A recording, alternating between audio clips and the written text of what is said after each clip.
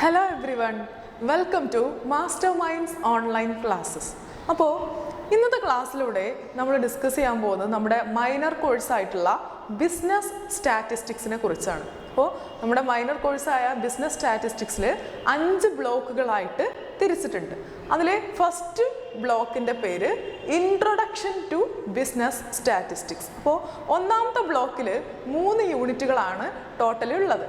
ഒന്നാമത്തെ യൂണിറ്റ് കഴിയുമ്പോഴേക്കും നമ്മൾ എന്താണ് ബിസിനസ് സ്റ്റാറ്റിസ്റ്റിക്സ്, അതുപോലെ സ്റ്റാറ്റിസ്റ്റിക്സിൻ്റെ മീനിങ് എന്താ, ഡെഫിനിഷൻ എന്താ, ഫങ്ഷൻസ് എന്തൊക്കെ, ഇമ്പോർട്ടൻസ് എന്താണ്, അതുപോലെ ലിമിറ്റേഷൻസ് എന്തൊക്കെയാണ്, പിന്നെ എങ്ങനെയൊക്കെ നമുക്ക് ഡാറ്റ കളക്ട് ചെയ്യാൻ സാധിക്കും തുടങ്ങിയ കാര്യങ്ങളൊക്കെയാണ് ഈ യൂണിറ്റിലൂടെ നമ്മൾ ഡിസ്കസ് ചെയ്യുന്നത്. അപ്പോൾ ഒന്നാമത്തെ ബ്ലോക്കിലെ ഫസ്റ്റ് യൂണിറ്റാണ് ഇൻട്രൊഡക്ഷൻ ടു ബിസിനസ് സ്റ്റാറ്റിസ്റ്റിക്സ്. അപ്പോൾ നമുക്ക് ക്ലാസ്സിലേക്ക് പോവാം. ഓക്കെ, ഫസ്റ്റ് ഓഫ് ഓൾ നമ്മൾ എന്താണ് സ്റ്റാറ്റിസ്റ്റിക്സ് എന്ന് അറിഞ്ഞിരിക്കണം അല്ലേ. സ്റ്റാറ്റിസ്റ്റിക്സ് എന്താ, എങ്ങനെയാണ് ഒറിജിൻ, എങ്ങനെയാണ് സ്റ്റാറ്റിസ്റ്റിക്സ് എന്നൊരു സബ്ജക്റ്റ് ഉയർന്നു വന്നത്, അതുകൊണ്ടാണ് നമ്മളിപ്പോൾ പഠിക്കേണ്ടി വരുന്നത് അല്ലേ. അപ്പോൾ എങ്ങനെയാണ് ഈ സ്റ്റാറ്റിസ്റ്റിക്സിൻ്റെ ഒരു ഉത്ഭവം അല്ലെങ്കിൽ ഒറിജിൻ എന്നാണ് നമ്മൾ ആദ്യമായിട്ട് നോക്കാൻ പോകുന്നത്. All of us wants to know about everyday life around us അല്ലേ. നമുക്ക് ചുറ്റുമുള്ള ജീവിതത്തെക്കുറിച്ച് നമ്മൾ എല്ലായ്പ്പോഴും അറിയാൻ ആഗ്രഹിക്കുന്ന ഒരു കാര്യമാണ്. We can know about the nature of things both quantitatively and qualitatively അല്ലേ. നമ്മുടെ ചുറ്റുമുള്ള ചില കാര്യങ്ങൾ ക്വാണ്ടിറ്റേറ്റീവ്ലി ആണല്ലേ, അളവുമായി ബന്ധപ്പെട്ടതാണ്. എന്നാൽ ചില കാര്യങ്ങൾ എന്താ, ക്വാളിറ്റേറ്റീവ് ആണ്, ഗുണപരമായതാണ് അല്ലേ. അളവുമായി ബന്ധപ്പെട്ടതെന്ന് പറയുമ്പോൾ നമ്മുടെ ഹൈറ്റ്, ഒരാളുടെ വെയിറ്റ്, ഇതൊക്കെ എന്താ ക്വാണ്ടിറ്റേറ്റീവ്, ഒരാളുടെ വരുമാനം, ഇതൊക്കെ എന്താണ് ക്വാണ്ടിറ്റേറ്റീവ് ആയിട്ടുള്ള കാര്യങ്ങളാണ് അല്ലേ. അതുപോലെ തന്നെ നമ്മുടെ ജീവിതവുമായി ബന്ധപ്പെട്ട ഒരുപാട് ക്വാളിറ്റികളുണ്ട് അല്ലേ. നമ്മുടെ ഹോണസ്റ്റി, അതുപോലെ തന്നെ സത്യസന്ധത, ആത്മാർത്ഥത തുടങ്ങിയ കാര്യങ്ങളൊക്കെ എന്താണ് ഗുണപരമായിട്ടുള്ള കാര്യങ്ങളാണ് അല്ലേ, ക്വാളിറ്റേറ്റീവ് ആണ്. അപ്പോൾ എല്ലാവർക്കും ക്വാണ്ടിറ്റേറ്റീവ് ആയിട്ടുള്ള കാര്യങ്ങളും ഉണ്ട്, ക്വാളിറ്റേറ്റീവ് ആയിട്ടുള്ള കാര്യങ്ങളും ഉണ്ട്. Many times we can express things better in quantitative terms, that is in numbers. പലപ്പോഴും നമുക്ക് പല കാര്യങ്ങളും നമുക്ക് നമ്പറുകളിലൂടെ, അക്കങ്ങളിലൂടെ നമ്മൾ റിഫ്ലക്റ്റ് ചെയ്യാൻ ശ്രമിക്കുമ്പോൾ ഒന്നുകൂടി നമുക്ക് നന്നായിട്ട് മനസ്സിലാക്കാൻ സാധിക്കും അല്ലേ. ഇനി ഫോർ എക്സാമ്പിൾ നമ്മൾക്ക് എങ്ങനെ നമ്പേഴ്സ് വെച്ചിട്ട് നമുക്ക് പെട്ടെന്ന് എങ്ങനെ താരതമ്യം ചെയ്യാൻ സാധിക്കുന്നു എന്നുള്ളതിൻ്റെ ഒരു എക്സാമ്പിളാണ് ഇവിടെ കൊടുത്തിട്ടുള്ളത്.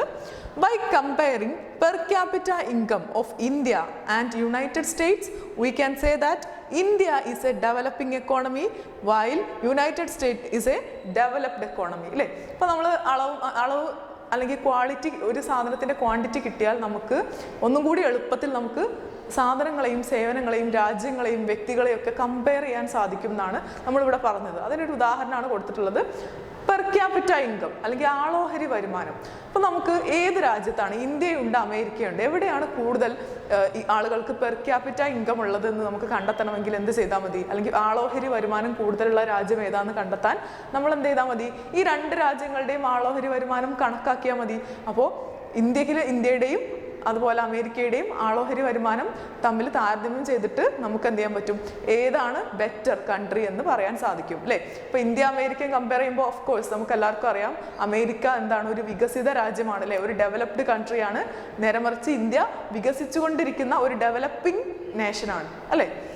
അങ്ങനെ നമ്മൾ പറഞ്ഞു വന്നത് നമുക്ക് പല കാര്യങ്ങളും ക്വാണ്ടിറ്റി ഉപയോഗിച്ച് അല്ലെങ്കിൽ നമ്പർ ഉപയോഗിച്ച് വളരെ നന്നായിട്ട് ബെറ്ററായിട്ട് എക്സ്പ്രസ് ചെയ്യാൻ സാധിക്കും എന്നുള്ളതാണ്. അടുത്തതായിട്ട്, the word statistics is derived from the Latin word statis, അതുപോലെ തന്നെ Italian word statists or German word statistic. All these words means a political state. അപ്പോൾ statistics തുടങ്ങിയ ഇറ്റാലിയൻ വേർഡിൽ നിന്നും ജർമ്മൻ വേർഡിൽ നിന്നൊക്കെയാണ് നമ്മൾ ഇന്ന് കാണുന്ന സ്റ്റാറ്റിസ്റ്റിക്സ് എന്ന് പറയുന്ന ഒരു വേർഡ് എമർജ് ചെയ്തിട്ടുള്ളത്. ഇതിൻ്റെ അർത്ഥം എന്താ, ഒരു പൊളിറ്റിക്കൽ സ്റ്റേറ്റ്, ഒരു രാഷ്ട്രീയ സ്ഥലം എന്നുള്ള അല്ലെങ്കിൽ ഒരു ദേശരാഷ്ട്രം എന്നൊക്കെയാണ് ഇതിൻ്റെ അർത്ഥം വരുന്നത്. In olden days statistics was necessary for the proper functioning of affairs of state. ആദ്യ കാലഘട്ടങ്ങളിലൊക്കെ നമ്മുടെ സംസ്ഥാനത്തിൻ്റെയും അതുപോലെ നമ്മുടെ രാജ്യത്തിൻ്റെയും ഒക്കെ കാര്യങ്ങൾ നോക്കി നടത്തുന്നതിനും അതിൻ്റെ ഡെവലപ്മെൻ്റ് ഉണ്ടോ അല്ലെങ്കിൽ എത്രത്തോളം ദേശീയ വരുമാനം ഉണ്ട് തുടങ്ങിയ നമ്പറുമായിട്ടുള്ള കാര്യങ്ങളൊക്കെ കണക്കാക്കാൻ വേണ്ടിയിട്ടാണ് നമ്മൾ സ്റ്റാറ്റിസ്റ്റിക്സ് യൂസ് ചെയ്തിരുന്നത്. Thus, in those days, statistics was called as a science of state or science of kings. as it was mainly used by the state or kings. അതുകൊണ്ട് തന്നെ നമ്മുടെ ഒരു രാജ്യത്തുള്ള ഭരണാധികാരികളായിരിക്കും കൂടുതലായിട്ട് ഉപയോഗിക്കുക അല്ലേ. ഒരു രാജ്യത്തിൻ്റെ ദേശീയ വരുമാനം എത്ര ഉണ്ട് തുടങ്ങിയ കാര്യങ്ങളൊക്കെ ആ രാജ്യത്തിൻ്റെ ഭരണാധികാരികൾ അല്ലെങ്കിൽ പണ്ടത്തെ കാലത്താണെങ്കിൽ രാജാക്കന്മാരാണ് ഇത്തരം കാര്യങ്ങളൊക്കെ നേതൃത്വം കൊടുത്ത് നോക്കുന്നത്. അപ്പോൾ അതുകൊണ്ട് തന്നെ നമ്മൾ സ്റ്റാറ്റിസ്റ്റിക്സിനെ സയൻസ് ഓഫ് കിങ്സിൻ്റെ സയൻസ് അല്ലെങ്കിൽ രാജാക്കന്മാരുടെ സയൻസ് അല്ലെങ്കിൽ നമ്മൾ സയൻസ് ഓഫ് സ്റ്റേറ്റ് രാജ്യത്തിൻ്റെ സയൻസ് എന്നൊക്കെയാണ് നമ്മൾ സ്റ്റാറ്റിസ്റ്റിക്സിനെ വിളിച്ചുകൊണ്ടിരുന്നത്. Today, statistics is defined as a field of study relating to the collection, analysis, interpretation and presentation of data. എന്നാൽ ഇന്നത്തെ കാലത്ത് നമ്മൾ സ്റ്റാറ്റിസ്റ്റിക്സ് എന്ന് പറയുമ്പോൾ അന്ന് എന്തായിരുന്നു രാജ്യത്തിലെ കിങ്ങിൻ്റെ സയൻസ് എന്നും അതുപോലെ രാജ്യത്തിൻ്റെ സയൻസ് എന്നൊക്കെയാണ് അറിയപ്പെട്ടിരുന്നതെങ്കിൽ ഇന്ന് നമ്മൾ എന്തിനാണ് യൂസ് ചെയ്യുന്നത്? ഡാറ്റ കളക്ട് ചെയ്യാനും കിട്ടിയ ഡാറ്റയെ പ്രസൻറ്റ് ചെയ്യാനും അതിനെ അനലൈസ് ചെയ്യാനും ഒക്കെ വേണ്ടിയിട്ടുള്ള ഒരു സബ്ജക്റ്റ് ആയിട്ടാണ് നമ്മൾ സ്റ്റാറ്റിസ്റ്റിക്സിനെ കണക്കാക്കുന്നത്. അടുത്തത് ഡെഫിനിഷൻ ഓഫ് സ്റ്റാറ്റിസ്റ്റിക്സ്. എങ്ങനെ നമുക്ക് എന്താണ് വാട്ട് ഈസ് സ്റ്റാറ്റിസ്റ്റിക്സ് എന്ന് ചോദിച്ചാൽ നമുക്ക് എങ്ങനെ ആൻസർ ചെയ്യാൻ പറ്റും? പല എക്കണോമിസ്റ്റുകളും അതുപോലെ പലതരത്തിലുള്ള സയൻറ്റിസ്റ്റുകളും പലതരത്തിലാണ് നമ്മുടെ ഈ ഒരു സ്റ്റാറ്റിസ്റ്റിക്സിനെ ഡിഫൈൻ ചെയ്തിട്ടുള്ളത്. അപ്പോൾ ഇവിടെ 3 ആളുടെ ഡെഫിനിഷനാണ് കൊടുത്തിട്ടുള്ളത്. ഓരോരുത്തരുടെയായിട്ട് നോക്കാം. ആർതർ ലിയോൺ ബൗളി എന്ന് പറയുന്ന ശാസ്ത്രജ്ഞൻ എങ്ങനെയാണ് സ്റ്റാറ്റിസ്റ്റിക്സിനെ ഡിഫൈൻ ചെയ്തിട്ടുള്ളത്? Statistics is the science of counting. എണ്ണുന്നതിൻ്റെ സയൻസ് ആണ് നമ്മുടെ സ്റ്റാറ്റിസ്റ്റിക്സ് എന്നാണ് അദ്ദേഹം പറഞ്ഞിട്ടുള്ളത്. അതുപോലെ കളക്റ്റിംഗ് ശേഖരിക്കുന്നതിൻ്റെ സയൻസ് ആണ്. അതുപോലെ ക്ലാസിഫൈങ് തരംതിരിക്കുന്നതിൻ്റെ സയൻസ് ആണ്. And analysing facts of A numerical kind. അപ്പോൾ ന്യൂമറിക്കൽ കൈൻഡ് അതായത് സംഖ്യാരൂപത്തിലുള്ള ഡാറ്റയെ എണ്ണുക, കളക്ട് ചെയ്യുക, ഓർഗനൈസ് ചെയ്യുക, അനലൈസ് ചെയ്യുക തുടങ്ങിയതൊക്കെ കാര്യങ്ങളൊക്കെ ഡീൽ ചെയ്യുന്ന ഒരു സയൻസിനെയാണ് നമ്മൾ സ്റ്റാറ്റിസ്റ്റിക്സ് എന്ന് പറയുന്നത് എന്നാണ് നമ്മുടെ ബൗളി പറഞ്ഞിട്ടുള്ളത്. രണ്ടാമതായിട്ട് റിച്ചാർഡ് സ്റ്റോൺ എന്ന് പറയുന്ന എക്കണോമിസ്റ്റ് എങ്ങനെയാണ് സ്റ്റാറ്റിസ്റ്റിക്സിനെ ഡിഫൈൻ ചെയ്തിട്ടുള്ളത്? Statistics may be regarded as A branch of scientific method that is concerned with the study of variability in data and how to draw conclusions from it. അപ്പോൾ ഡാറ്റയിൽ ഉണ്ടാകുന്ന variability അല്ലെങ്കിൽ വ്യത്യാനങ്ങൾ എത്രത്തോളം ഉണ്ടെന്നും ഈ ഡാറ്റ ഉപയോഗിച്ച് നമുക്ക് എങ്ങനെ നമ്മുടെ അതിൽ നിന്നും വിവരങ്ങൾ ശേഖരിക്കാമെന്നും ഒക്കെ വിശദീകരിക്കുന്ന ഒരു ബ്രാഞ്ച് ഓഫ് സയൻസ് ആണ് സ്റ്റാറ്റിസ്റ്റിക്സ് എന്നാണ് റിച്ചാർഡ് സ്റ്റോൺ പറയുന്നത്. അതുപോലെ മൂന്നാമതായിട്ട് പോൾ എ സാമുവൽസൺ ഡിഫൈൻ ചെയ്തിട്ടുള്ളത് statistics is the tool that enable economists to extract meaning from data and apply it to economic problems. അപ്പോൾ ഒരു സാമ്പത്തിക ശാസ്ത്രത്തിൻ്റെ ഒരു ആസ്പെക്റ്റിലൂടെയാണ് നമ്മുടെ പോൾ എ സാമുവൽസൺ സ്റ്റാറ്റിസ്റ്റിക്സിനെ ഡിഫൈൻ ചെയ്തിട്ടുള്ളത്.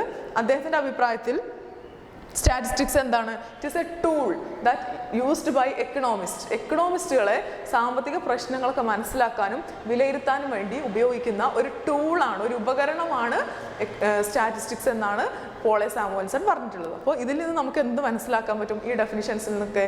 അപ്പോൾ ഡാറ്റയാണ് നമ്മുടെ സ്റ്റാറ്റിസ്റ്റിക്സിലെ ഏറ്റവും മെയിൻ ആയിട്ടുള്ള ഒരു പാർട്ട് എന്ന് പറയുന്നത്.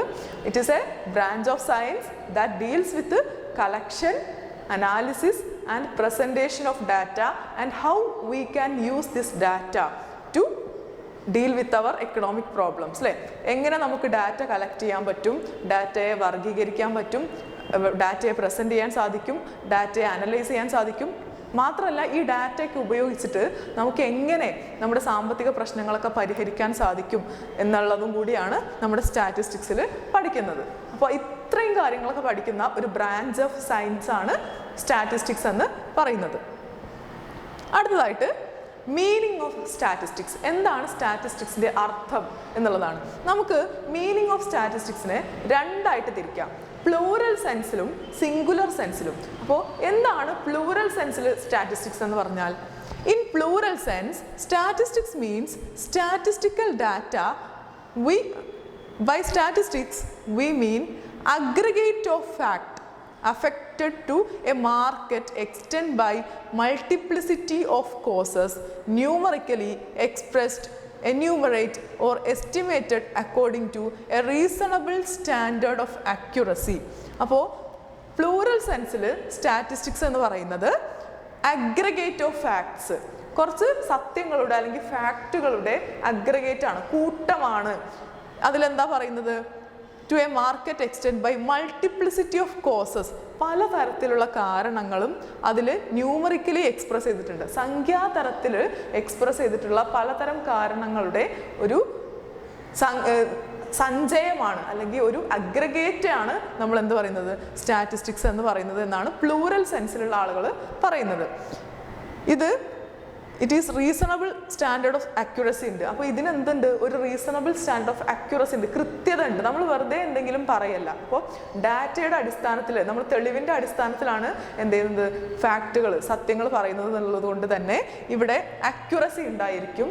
അതുപോലെ collected in a systematic manner, വളരെ സിസ്റ്റമാറ്റിക് ആയിട്ട് വളരെ കൃത്യമായ രീതിയിലൂടെ ആയിരിക്കും നമ്മൾ ആ ഡാറ്റ കളക്ട് ചെയ്തിട്ട്. നമ്മൾ ഡാറ്റയെ ഇൻ്റർപ്രിറ്റ് ചെയ്യുന്ന ഒരു ബ്രാഞ്ച് ആണല്ലോ. അപ്പോൾ ആ ഡാറ്റ എന്ന് പറയുന്നത് വളരെ കൃത്യമായിട്ട് കളക്ട് ചെയ്തിരിക്കണം for a predetermined purpose. എന്തിനാണ് ആ ഡാറ്റ കളക്ട് ചെയ്യുന്നത് നമ്മൾ നേരത്തെ തന്നെ അറിഞ്ഞിരിക്കണം. ഒരു പ്രീ ഡിറ്റർമിൻഡ് പർപ്പസ് ഉണ്ടായിരിക്കണം എന്നുള്ളതാണ്. And plural in relations to each other, മാത്രമല്ല അവ തമ്മിലുള്ള നമുക്ക് കിട്ടിയിട്ടുള്ള ഡാറ്റകൾ തമ്മിൽ എന്തുണ്ടാവണം? പരസ്പര റിലേഷൻസും ഉണ്ടായിരിക്കണം. അപ്പോൾ പരസ്പര ബന്ധമില്ലാത്ത കാര്യങ്ങളല്ല നമ്മൾ പറയേണ്ടത് എന്നുള്ളതാണ് ഇവിടെ അർത്ഥം. In plural sense, facts expressed numerically are called statistics in such data relating to income, production, population, price. അപ്പോൾ പ്ലൂറൽ സെൻസിൽ നമ്മൾ സ്റ്റാറ്റിസ്റ്റിക്സ് എന്ന് പറഞ്ഞാൽ എന്താണ് ഉൾപ്പെടുന്നത്? അതിൽ എക്സ്പ്രഷൻ, ന്യൂമറിക്കലി എക്സ്പ്രസ്ഡ് ഡാറ്റയാണ് നമ്മൾ പ്ലൂറൽ സെൻസിൽ സ്റ്റാറ്റിസ്റ്റിക്സ് എന്ന് പറയുന്നത്. സംഖ്യാപരമായിട്ട് നമ്മൾ ഡാറ്റയെ അവതരിപ്പിക്കുന്നതിനെയാണ് നമ്മൾ എന്ത് പറയുന്നത്? പ്ലൂറൽ സെൻസിൽ സ്റ്റാറ്റിസ്റ്റിക്സ് എന്നതുകൊണ്ട് അർത്ഥമാക്കുന്നത്. ഉദാഹരണത്തിന് ഇപ്പോൾ എൻ്റെ വരുമാനം 1000 രൂപയാണ്. അതെന്താണ്? എൻ്റെ വരുമാനം അല്ലേ, എൻ്റെ ഒരു വരുമാന ശേഷിയെ ഞാൻ എന്ത് ചെയ്തിട്ടുള്ളത്? ഒരു കറൻസിയുടെ രൂപത്തിൽ അല്ലെങ്കിൽ പണത്തിൻ്റെ രൂപത്തിൽ ഒരു 1000 എന്ന് പറയുന്ന ഒരു സംഖ്യക രൂപത്തിൽ ഞാൻ അവതരിപ്പിച്ചു. അപ്പോൾ അതെന്തായിട്ട് മാറി? അത് സ്റ്റാറ്റിസ്റ്റിക്സ് ഇൻ പ്ലൂറൽ സെൻസ് ആണ്. അതുപോലെ തന്നെയാണ് ഇവിടെ ഒരുപാടെണ്ണം പറഞ്ഞിട്ടുണ്ട്. ഇൻകം, ഒരാളുടെ ഇൻകം എത്രയാണ്, പിന്നെ ഒരു പ്രൊഡക്ഷൻ, ഉൽപ്പാദനം എത്രയാണ്, അതുപോലെ പോപ്പുലേഷൻ, നമ്മുടെ ജനസംഖ്യ എത്രയാണ്. ഇതൊക്കെ നമ്മൾ എന്താ ചെയ്യുക? ന്യൂമറിക്കലി ആണ് എക്സ്പ്രസ് ചെയ്യുക അല്ലേ. ഒരു സംഖ്യാ രൂപത്തിലാണ് നമ്മൾ ഈ കാര്യങ്ങളൊക്കെ അവതരിപ്പിക്കുന്നത്. അതുകൊണ്ട് തന്നെ അത്തരം കാര്യങ്ങളൊക്കെ സ്റ്റാറ്റിസ്റ്റിക്സ് ഇൻ പ്ലൂറൽ സെൻസിൽ ഉൾപ്പെടുന്നു. അതുപോലെ നമുക്കിവിടെ ഒരു ടേബിൾ തന്നിട്ടുണ്ട്. Growth of population in India. നമ്മൾ 2011 സെൻസസ് പ്രകാരം എടുത്തിട്ടുള്ള ഒരു ടേബിളാണിത്. Growth of population in India. ഇന്ത്യയിലെ ജനസംഖ്യാ വളർച്ചയെക്കുറിച്ചാണ് ഈ ഒരു ടേബിളിൽ പറയുന്നത്. 1951 മുതൽ 2011 വരെ ഇന്ത്യയിൽ എത്രത്തോളം ജനസംഖ്യാ വർധനവ് ഉണ്ടായിട്ടുണ്ട് എന്നുള്ളതാണ് ഈ ഒരു ടേബിളിൽ കാണിക്കുന്നത്. ഈ ഒരു ടേബിൾ എന്തിനുദാഹരണമാണ്? സ്റ്റാറ്റിസ്റ്റിക്സ് ഇൻ പ്ലൂറൽ സെൻസ് അല്ലേ. സംഖ്യാരൂപത്തിൽ ന്യൂമറിക്കൽ സെൻസിൽ അവതരിപ്പിക്കപ്പെടുന്ന ഏതൊരു ഫാക്റ്റും അല്ലെങ്കിൽ ഏതൊരു ഡാറ്റയും നമ്മൾ എന്താ പറയുക? സ്റ്റാറ്റിസ്റ്റിക്സ് ഇൻ പ്ലൂറൽ സെൻസ് എന്നാണ് പറയുന്നത് അല്ലേ. അപ്പോൾ ഇതെന്താണ്? സ്റ്റാറ്റിസ്റ്റിക്സ് ഇൻ പ്ലൂറൽ സെൻസിന് ഒരു ഉദാഹരണമാണ്. Okay, this table gives information about population of India അല്ലേ. Here we are referring only to the quantitative information about population. ആ ഒരു ടേബിൾ ശ്രദ്ധിച്ച് നമുക്കറിയാം നമ്മൾ അവിടെ ക്വാണ്ടിറ്റേറ്റീവ് ഇൻഫർമേഷൻസ് മാത്രമേ നമ്മൾ അതിൽ നൽകുന്നുള്ളൂ. We are using the word statistics in the plural sense in this case. അതുകൊണ്ട് തന്നെ നമ്മളിവിടെ സ്റ്റാറ്റിസ്റ്റിക്സ് പ്ലൂറൽ സെൻസിലാണ് ഉപയോഗിക്കുന്നത്. അപ്പോൾ ഇൻകം, പ്രൊഡക്ഷൻ, അതുപോലെ പോപ്പുലേഷൻ തുടങ്ങി സംഖ്യാരൂപത്തിൽ ന്യൂമറിക്കൽ സെൻസിൽ നമ്മൾ പ്രസൻറ്റ് ചെയ്യുന്ന എല്ലാ ഫാക്റ്റിനെയാണ് നമ്മൾ സ്റ്റാറ്റിസ്റ്റിക്സ് ഇൻ പ്ലൂറൽ സെൻസ് എന്നതുകൊണ്ട് അർത്ഥമാക്കുന്നത്. അതുപോലെ പ്ലൂറൽ ഉണ്ടെങ്കിൽ ഉറപ്പായിട്ടും രണ്ടാമത്തെ എന്തായിരിക്കും? സിംഗുലർ ആയിരിക്കും അല്ലേ. Statistics in singular sense. Singular സെൻസിൽ എന്താണ് സ്റ്റാറ്റിസ്റ്റിക്സ് എന്നുള്ളതുകൊണ്ട് അർത്ഥമാക്കുന്നത്? In singular sense, statistics means science of statistics or statistical method. അപ്പോൾ സിംഗുലർ സെൻസിൽ സ്റ്റാറ്റിസ്റ്റിക്സ് എന്നുള്ളത് കൊണ്ട് ഉദ്ദേശിക്കുന്നത് എന്താണ്? സ്റ്റാറ്റിസ്റ്റിക്കൽ മെത്തേഡുകളെയാണ്, സ്റ്റാറ്റിസ്റ്റിക്കൽ രീതികളെയാണ്. എന്തൊക്കെയാണ് ആ രീതികൾ? It refer to techniques or methods related to collection, classification, presentation, analysis and interpretation of quantitative data. അപ്പോൾ സംഖ്യാരൂപത്തിൽ ഡാറ്റ സംഖ്യാരൂപത്തിലുള്ള ഡാറ്റയെയാണ് നമ്മൾ എന്ത് പറയുന്നത്, സ്റ്റാറ്റിസ്റ്റിക്സ് ഇൻ പ്ലൂറൽ സെൻസ് എന്ന് പറയുന്നത്. അപ്പോൾ ഈ സംഖ്യാരൂപത്തിലുള്ള അല്ലെങ്കിൽ ക്വാണ്ടിറ്റേറ്റീവ് ആയിട്ടുള്ള ഡാറ്റ നമ്മൾക്ക് എവിടെ നിന്ന് കളക്ട് ചെയ്തു, കളക്ഷൻ എവിടെ നിന്നാണ് നമുക്കത് കിട്ടിയത്, അതുപോലെ എങ്ങനെയാണ് നമ്മളതിനെ ഓർഗനൈസ് ചെയ്തത്, എങ്ങനെയാണ് നമ്മളതിനെ അനലൈസ് ചെയ്തത്, എങ്ങനെയാണ് നമ്മളതിനെ പ്രസൻറ്റ് ചെയ്തത്, എങ്ങനെയാണ് നമ്മളതിനെ ഇൻ്റർപ്രിറ്റ് ചെയ്തത്, വ്യാഖ്യാനിച്ചത് തുടങ്ങിയ മെത്തേഡ്, രീതികളെ കുറിച്ച് പഠിക്കുന്ന സ്റ്റാറ്റിസ്റ്റിക്സിനെയാണ് നമ്മളെന്ന് പറയുന്നത് സ്റ്റാറ്റിസ്റ്റിക്സ് ഇൻ സിംഗുലർ സെൻസ് എന്ന് പറയുന്നത്. അപ്പോൾ സിംഗുലർ സെൻസിലുള്ള സ്റ്റാറ്റിസ്റ്റിക്സിൽ മെയിനായിട്ടും മെത്തേഡുകളെ കുറിച്ച്, രീതികളെ കുറിച്ചാണ് പറയുന്നത്. സംഖ്യാരൂപത്തിൽ നമുക്ക് കിട്ടിയിട്ടുള്ള ഡാറ്റ എന്ത് രീതിയിലാണ് നമുക്കത് കിട്ടിയത്, എവിടെ നിന്നാണ് കിട്ടിയത്, എങ്ങനെയാണ് നമ്മളതിനെ വ്യാഖ്യാനിക്കുന്നത് തുടങ്ങിയ കാര്യങ്ങളൊക്കെയാണ് ഇവിടെ അർത്ഥമാക്കുന്നത്. These are the stages through which every statistical enquiry has pass through. അപ്പോൾ നമ്മളിങ്ങനെ കാണുന്ന ഒരു ടേബിൾ, നമ്മളിവിടെ കണ്ട ഒരു ടേബിൾ ഉണ്ടല്ലോ, ഈ ടേബിളിലേക്ക് എത്തുന്നതിന് മുമ്പ് ഈ ഡാറ്റ ഏതൊക്കെ സ്റ്റേജിലൂടെ കടന്നു പോയി എന്നുള്ളതാണ് നമ്മുടെ സ്റ്റാറ്റിസ്റ്റിക്സ് ഇൻ സിംഗുലർ സെൻസിൽ നമ്മൾ പറയുന്നത്. പ്ലൂറൽ സെൻസിൽ പറയുമ്പോൾ ഈ ഒരു ടേബിളാണ് എക്സാമ്പിൾ. ഈ ഒരു ടേബിളിലുള്ള ഡാറ്റ നമുക്ക് എവിടെ നിന്ന് കിട്ടി, എങ്ങനെയാണ് നമ്മളിത് കളക്ട് ചെയ്തത്, പ്രസൻറ്റ് ചെയ്തത്, ഓർഗനൈസ് ചെയ്തത്, ഇൻ്റർപ്രിറ്റ് ചെയ്തത് എന്നൊക്കെയാണ് നമ്മൾ സിംഗുലർ സെൻസിലുള്ളത്. അപ്പോൾ ഇവിടെ ഈ ഒരു എക്സാമ്പിൾ ഒന്ന് ആലോചിച്ച് നോക്കിയേ. ഇതിലെ സ്റ്റാറ്റിസ്റ്റിക്സ് ഇൻ പ്ലൂറൽ സെൻസ് ഇതിൽ എന്തായിരിക്കും, ഇതിൻ്റെ സോഴ്സ് കണ്ടോ? സോഴ്സ് എന്ന് പറഞ്ഞാൽ എന്താ, എവിടെ നിന്നാണ് ഈ ഡാറ്റ കിട്ടിയതെന്നാണ്. അപ്പോൾ ഇതിലൊരു സോഴ്സ് നോക്കൂ, സെൻസസ് ഓഫ് 2011 പോപ്പുലേഷൻ, 2011 പോപ്പുലേഷൻ്റെ സെൻസസിൽ നിന്നാണ് നമുക്ക് ഈ വിവരം കിട്ടിയത്. അപ്പോൾ അതെന്താണ്, അത് സ്റ്റാറ്റിസ്റ്റിക്സ് ഇൻ സിംഗുലർ സെൻസ് ആണ്. അപ്പോൾ എവിടുന്ന് ഈ ഡാറ്റ കിട്ടിയെന്നൊക്കെയുള്ള information statistics in singular sense ആണ്. എന്താണ് ഈ ഡാറ്റ എന്നുള്ളത് സ്റ്റാറ്റിസ്റ്റിക്സ് ഇൻ പ്ലൂറൽ സെൻസ് ആണ്. ഓക്കെ ആണല്ലോ? ഓക്കെ, നമ്മൾ ആ ഒരു ടേബിളിൻ്റെ എക്സ്പ്ലനേഷനാണ് പറയുന്നത്. From table 5.1 we say that population of India was estimated through census method അല്ലേ. സെൻസസ് മെത്തേഡിലൂടെയാണ് ഈ പോപ്പുലേഷൻ ഡാറ്റ കിട്ടിയത്. നമ്മൾ അതിന് താഴെ കണ്ടു that the figure are presented in the tabular form, that population of India is continuously rising അല്ലേ. മാത്രമല്ല നമ്മൾക്ക് അതിൽ നിന്ന് എന്തൊക്കെ മനസ്സിലായി, ഈ ഒരു ടേബിളിൽ നിന്ന് ആ ഒരു പോപ്പുലേഷൻ ഓഫ് ഇന്ത്യ ഒരു പട്ടികയുടെ രൂപത്തിലാണ്, ഒരു ടേബിളിൻ്റെ രൂപത്തിലാണ് പ്രസൻറ്റ് ചെയ്തിട്ടുള്ളത് എന്ന് മനസ്സിലായി. അതുപോലെ ആ ഡാറ്റയെ നമ്മൾ എങ്ങനെ ഇൻ്റർപ്രിറ്റ് ചെയ്തു, ഈ ഒരു ഡാറ്റ, ഈ ഒരു ടേബിൾ കാണുമ്പോൾ അതിനെ നമുക്ക് എങ്ങനെ വ്യാഖ്യാനിക്കാൻ പറ്റും, പോപ്പുലേഷൻ എന്താണ്, ഓരോ വർഷം കഴിയും തോറും കൂടാണോ കുറയാണോ, ഇതിൽ നോക്കൂ, പോപ്പുലേഷൻ ഓരോ വർഷം കഴിയും തോറും കൂടി വരുന്നതായി കാണുന്നു എന്ന് പറയാം അല്ലേ. അപ്പോൾ ഈ ഒരു ടേബിൾ ആണ് സ്റ്റാറ്റിസ്റ്റിക്സ് ഇൻ സിംഗുലർ പ്ലൂറൽ സെൻസിന് ഉദാഹരണം. സ്റ്റാറ്റിസ്റ്റിക്സ് ഇൻ സിംഗുലർ സെൻസിൽ എന്തൊക്കെ വരും, സെൻസസ് ഉപയോഗിച്ചിട്ടാണ് ഈ ഡാറ്റ കിട്ടിയത്. അപ്പോൾ ഡാറ്റയുടെ കളക്ഷൻ മെത്തേഡ്, അതുപോലെ ഇതിൻ്റെ ഇൻ്റർപ്രിട്ടേഷൻ, ഇതിൻ്റെ വ്യാഖ്യാനം, ഓരോ വർഷം കഴിയുന്തോറും പോപ്പുലേഷൻ കൂടി വരികയാണ്. പിന്നെ ഇതിൻ്റെ പ്രസൻറ്റേഷൻ, ഈ ഡാറ്റ എങ്ങനെയാണ് പ്രസൻറ്റ് ചെയ്തിട്ടുള്ളത്, ഒരു ടേബിളിലാണ് അല്ലേ, ടേബിളിലാണ് പ്രസൻറ്റ് ചെയ്തിട്ടുള്ളത്. ഇത്തരം മെത്തേഡുകളെ കുറിച്ച് പഠിക്കുന്നതാണ് സ്റ്റാറ്റിസ്റ്റിക്സ് ഇൻ സിംഗുലർ സെൻസ് എന്ന് പറയുന്നത്. ഓക്കെ,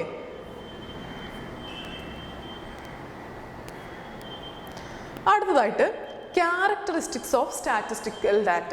സ്റ്റാറ്റിസ്റ്റിക്കൽ ഡാറ്റയുടെ പ്രത്യേകതകൾ എന്തൊക്കെയാണെന്നുള്ളതാണ് നോക്കുന്നത്. ഒന്നാമത്തെ, statistical data are aggregate of facts. Aggregates of ഫാക്റ്റുകളുടെ അല്ലെങ്കിൽ സത്യത്തിൻ്റെ അല്ലെങ്കിൽ വിവരങ്ങളുടെ അഗ്രഗേറ്റ് ആണ്, ഒരു കൂട്ടമാണ് എന്ത് സ്റ്റാറ്റിസ്റ്റിക്കൽ ഡാറ്റ എന്ന് പറയുന്നത്. ഉദാഹരണത്തിന്, ഒരു single observation is not a statistics, it is a group of observation. ഒരു ഗ്രൂപ്പ് ഓഫ് ഒബ്സർവേഷൻ ആണ്, ഒരു ഗ്രൂപ്പ് ഓഫ് വിവരമാണ് നമ്മൾ എന്ത് പറയുക, നമ്മൾ സ്റ്റാറ്റിസ്റ്റിക്കൽ ഡാറ്റ എന്ന് പറയാം. ഉദാഹരണത്തിന് നമുക്കൊരു ഉദാഹരണം കൊടുത്തിട്ടുണ്ട്, നോക്കൂ. For example, Ram scored 60 marks out of 100 is not a statistics. അപ്പോൾ റാം എന്ന് പറയുന്ന കുട്ടി 100ൽ 60 മാർക്ക് നേടി. ഇതൊരു സ്റ്റാറ്റിസ്റ്റിക്കൽ ഡാറ്റ ആകുമോ? ആകില്ല. കാരണം എന്താ, ഇത് റാം എന്ന് പറയുന്ന ഒരൊറ്റ കുട്ടിയുടെ കാര്യമാണ് പറയുന്നത്. അപ്പോൾ എപ്പോഴും സ്റ്റാറ്റിസ്റ്റിക്കൽ ഡാറ്റ എന്തായിരിക്കണം, ഒരു ഗ്രൂപ്പ് ഓഫ് ഫാക്റ്റ് ആയിരിക്കണം, അല്ലെങ്കിൽ ഗ്രൂപ്പ് ഓഫ് ഒബ്സർവേഷൻ ആയിരിക്കണം, അല്ലെങ്കിൽ അഗ്രിഗേറ്റ് ഓഫ് ഫാക്റ്റ് ആയിരിക്കണം എന്നാണ്. But a series relating to the marks of a group of students will be termed as statistics അല്ലേ. എന്നാൽ ഈ റാമിൻ്റെ ക്ലാസ്സിലെ കുട്ടികളുടെ എല്ലാവരുടെയും കൂടി മാർക്കുള്ള ഒരു ഡാറ്റയാണെങ്കിൽ നമുക്ക് എന്ത് പറയാം, അതിനെ സ്റ്റാറ്റിസ്റ്റിക്കൽ ഡാറ്റ എന്ന് പറയാം. ഓക്കെ, അടുത്തത്, statistics are affected by multiplicity of causes. പലതരത്തിലുള്ള അല്ലെങ്കിൽ വിവിധ കാരണങ്ങളാൽ നമ്മുടെ സ്റ്റാറ്റിസ്റ്റിക്സ് അഫക്റ്റ് ചെയ്യപ്പെടാം, ബാധിക്കപ്പെടാനുള്ള സാധ്യതയുണ്ട്. ഉദാഹരണത്തിന് facts and figures are affected by a number of factors working together. For example, the production of rice depends upon rainfall, method of cultivation, seeds, manure, of soil fertility, etc. But it is very difficult to study separately the effect of each of these factors on the production of rice. അല്ലേ? ഇതൊരു ഉദാഹരണമാണ് നമ്മളിവിടെ കൊടുത്തിട്ടുള്ളത്. പല കാരണങ്ങളാൽ നമ്മുടെ ഈ statistical data എന്ത് ചെയ്യാം, ബാധിക്കപ്പെടാം. ഉദാഹരണത്തിന് ഒരു നെല്ല് ഉൽപ്പാദിപ്പിക്കുന്ന കാര്യം നമ്മൾ എടുക്കുകയാണെങ്കിൽ ആ ഒരു നെല്ലിൻ്റെ ഉൽപ്പാദനം എന്തൊക്കെ ആശ്രയിച്ചിരിക്കും, എന്തിനൊക്കെ ഡിപ്പെൻഡ് ചെയ്തിരിക്കും? മഴ എത്രത്തോളം ലഭിക്കുന്നുണ്ട്, അതുപോലെ മണ്ണിന് എത്രത്തോളം ഫലഭൂയിഷ്ഠത ഉണ്ട് അല്ലേ, മാന്യൂർ ഓഫ് സോയിൽ, അല്ലെങ്കിൽ ഫെർട്ടിലിറ്റി ഓഫ് ലാൻഡ്, അല്ലെങ്കിൽ നമ്മുടെ സീഡ് വിത്തുകൾ എത്രത്തോളം നല്ലതാണെന്നുള്ളത്, അല്ലെങ്കിൽ മെത്തേഡ് ഓഫ് കൾട്ടിവേഷൻ അല്ലേ, ഏത് രീതിയിലാണ് നമ്മൾ കൾട്ടിവേറ്റ് ചെയ്യുന്നത്, ഫുള്ള് ഓർഗാനിക് ഫാമിംഗ് ആണോ അല്ലെങ്കിൽ നമ്മൾ രാസവളങ്ങളൊക്കെ ഉപയോഗിക്കുന്നുണ്ടോ, അങ്ങനെ മെത്തേഡ് ഓഫ് കൾട്ടിവേഷൻ തുടങ്ങിയ എല്ലാ കാര്യങ്ങളും എന്ത് ചെയ്യും, നമ്മുടെ റൈസിൻ്റെ പ്രൊഡക്ഷനെ ബാധിക്കുന്നതാണ് അല്ലേ. അപ്പോൾ ഇത്രയും കാര്യങ്ങൾ നമ്മുടെ റൈസിൻ്റെ പ്രൊഡക്ഷനെ ഡിപ്പെൻഡ് ചെയ്തിരിക്കുന്നു. അപ്പോൾ ഇതാണ് നമ്മൾ പറഞ്ഞിട്ടുള്ളത്, മൾട്ടിപ്പിൾ കോസസ് എന്ത് ചെയ്യും, സ്റ്റാറ്റിസ്റ്റിക്സിനെ ബാധിക്കുന്നു. മാത്രമല്ല നമുക്കിപ്പോൾ ഇതിൽ ഓരോന്നിൻ്റെയും ഇഫക്റ്റ് എത്രത്തോളം ഉണ്ടെന്ന് ഒറ്റയ്ക്കെടുത്ത് പഠിക്കാൻ വളരെ ബുദ്ധിമുട്ടാണ് അല്ലേ. ഇപ്പോൾ മഴ കുറഞ്ഞത് കാരണം നെല്ലുൽപാദനം എത്ര കുറഞ്ഞു, അല്ലെങ്കിൽ മഴ കൂടിയത് കാരണം നെല്ലുൽപാദനം എത്ര കൂടി, ഇത് നമുക്ക് കൃത്യമായിട്ട് പറയാൻ പറ്റില്ല. ചിലപ്പോൾ അതിൽ വിത്തിൻ്റെ പ്രശ്നം ഉണ്ടാവും, വെള്ളത്തിൻ്റെ പ്രശ്നം ഉണ്ടായിരിക്കും, അല്ലെങ്കിൽ മണ്ണിൻ്റെ പ്രശ്നമൊക്കെ ഉണ്ടായിരിക്കും. അപ്പോൾ ഓരോ കാരണത്തിൻ്റെയും കോസിൻ്റെയും ഇഫക്റ്റ് സെപ്പറേറ്റ്ലി പഠിക്കാൻ ഇറ്റ് ഈസ് വെരി ഡിഫിക്കൽട്ട് എന്നുള്ളതാണ് രണ്ടാമത്തെ point. Third one, statistical data are numerically expressed അല്ലേ. സംഖ്യയുടെ രൂപത്തിലാണ് എപ്പോഴും സ്റ്റാറ്റിസ്റ്റിക്കൽ ഡാറ്റ എക്സ്പ്രസ് ചെയ്യപ്പെടുന്നത്. All statistics are numerically expressed. Qualitative statements such as the population of India is increasing rapidly or India's per capita income is low are not statistics unless they are assigned numerical value. അപ്പോൾ എപ്പോഴും quantitative ആയിട്ടുള്ള ഡാറ്റയെ മാത്രമേ നമ്മൾ statistics എന്ന് പറയുന്നുള്ളൂ. Qualitative ആയിട്ടുള്ള ഒന്നിനെയും, ഗുണങ്ങൾ പറയുന്ന ഒന്നിനെയും, ഇപ്പോൾ ഒരു ഉദാഹരണത്തിന് ഇന്ത്യയിലെ പോപ്പുലേഷൻ വർദ്ധിക്കുകയാണ്, അല്ലെങ്കിൽ ഇന്ത്യയിൽ പെർ ക്യാപിറ്റ ഇൻകം, ആളോഹരി വരുമാനം വളരെ കുറവാണ്, ഇത് എന്താവില്ല, ഇതൊരു സ്റ്റാറ്റിസ്റ്റിക്കൽ ഡാറ്റ ആവില്ല. എന്തുവരെ? അതിനൊരു ന്യൂമറിക്കൽ വാല്യൂ കൊടുക്കുന്നത് വരെ. ഇന്ത്യയിൽ പോപ്പുലേഷൻ 10% കുറഞ്ഞു, അപ്പോൾ അവിടെ എന്നിട്ട് ഒരു ന്യൂമറിക്കൽ വാല്യൂ ഉണ്ട്. അപ്പോൾ അങ്ങനെ ഒരു വാല്യൂ വരുന്നത് വരെ അതിനെന്ത് വിളിക്കാൻ പറ്റില്ല, നമുക്ക് സ്റ്റാറ്റിസ്റ്റിക്കൽ ഡാറ്റ എന്ന് വിളിക്കാൻ സാധിക്കില്ല. അടുത്തത് നാലാമത്തെ feature, collected in a systematic manner. വളരെ കൃത്യമായിട്ടുള്ള സിസ്റ്റമാറ്റിക് ആയിട്ടായിരിക്കും സ്റ്റാറ്റിസ്റ്റിക്കൽ ഡാറ്റ നമ്മൾ കളക്ട് ചെയ്യുന്നത്. Statistics should be collected systematically in a planned way.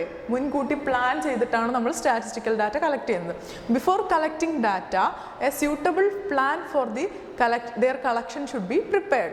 Data collected in an unsystematic manner would lead to misleading conclusion. അപ്പോൾ നമ്മൾ മുൻകൂട്ടി പ്ലാനിങ് ഒന്നുമില്ലാതെ, ഇപ്പോൾ നമുക്കൊരു പോപ്പുലേഷൻ ഒരു സ്ഥലത്തിൻ്റെ അല്ലെങ്കിൽ ഒരു ഗ്രാമപഞ്ചായത്തിൻ്റെ അല്ലെങ്കിൽ ഒരു മുനിസിപ്പാലിറ്റിയുടെ ഒക്കെ പോപ്പുലേഷൻ കിട്ടണമെന്നുണ്ടെങ്കിൽ നമ്മൾ എന്ത് ചെയ്യണം, മുൻകൂട്ടി എന്തൊക്കെ പ്ലാൻ ചെയ്യണം, നമ്മൾ ഈ ഒരു മുനിസിപ്പാലിറ്റിയിൽ എത്ര വീടുകളുണ്ട്, അല്ലെങ്കിൽ ഇതിൽ എത്ര റോഡുകളുണ്ട്, അല്ലെങ്കിൽ എത്ര ഏരിയകളുണ്ട്, ഏതൊക്കെ ഏരിയ, അതുപോലെ തന്നെ ഒരു മുനിസിപ്പാലിറ്റിക്ക് കീഴിൽ എത്ര വാർഡ് ഉണ്ട്, ഈ വാർഡിൻ്റെ ഒക്കെ കൗൺസിലേഴ്സ് ആരാണ്, ഈ കൗൺസിലേഴ്സിനെ പോയി കണ്ടാൽ ഇവിടുത്തെ പോപ്പുലേഷൻ്റെ ഡീറ്റെയിൽസ് അറിയാൻ പറ്റുമോ, അല്ലെങ്കിൽ അങ്ങനെയുള്ള എല്ലാ കാര്യങ്ങളും നമ്മൾ എങ്ങനെ കളക്ട് ചെയ്യണം എന്നൊക്കെയുള്ള കാര്യങ്ങൾ മുൻകൂട്ടി പ്ലാൻ ചെയ്യണം. അല്ലാതെ പെട്ടെന്ന് ഒരു ദിവസം ഒരു സ്ഥലത്ത് നിന്ന് തുടങ്ങിയിട്ട് മറ്റേ തലക്ക് വരെ നമ്മളിങ്ങനെ വെറുതെ ഡാറ്റ കളക്ട് ചെയ്യാൻ പോയിട്ട് നമുക്ക് ചിലപ്പോൾ എല്ലാവരുടെയും ഡാറ്റ കിട്ടിക്കൊള്ളണമെന്ന് ഇല്ല അല്ലേ. അതുപോലെ തോന്നിയ സ്ഥലത്ത് കൂടെ ഒക്കെ പോയി ഡാറ്റ കളക്ട് ചെയ്താൽ നമുക്ക് എല്ലാവരെയും കവർ ചെയ്യാനൊന്നും പറ്റില്ല. അപ്പോൾ എന്താണ് നമ്മൾ ഉദ്ദേശിക്കുന്നത് ഇവിടെ എന്ന് വെച്ചാൽ നമ്മൾ വളരെ സിസ്റ്റമാറ്റിക് ആയിട്ട് വേണം ഡാറ്റ കളക്ട് ചെയ്യണം എന്നുള്ളതാണ്.